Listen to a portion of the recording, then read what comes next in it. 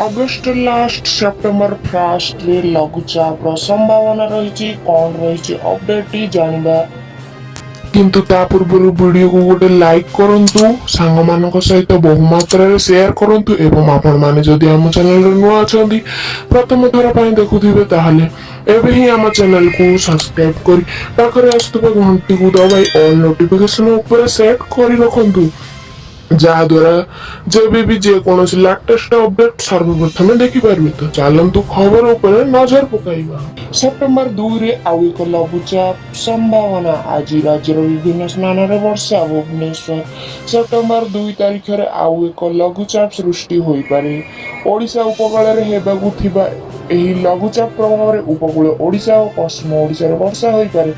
आंचलिक पाणीपाग विभाग सूचना मुताबिक आसंता 5 दिन मध्य राज्य अल्प वर्षार संभावना रही।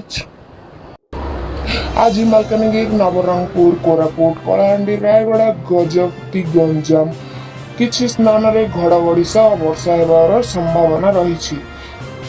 बस यह थिला वर्तमान पाणीपाग विभाग रो लेटेस्ट अपडेट। आगु पाणीपाग रो सठिक सूचना जानिबा पई आम चैनल सहित जोड़ी होई रुहंतु।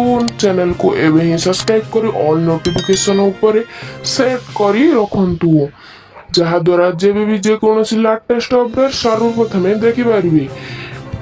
Bureau report Odisha water news.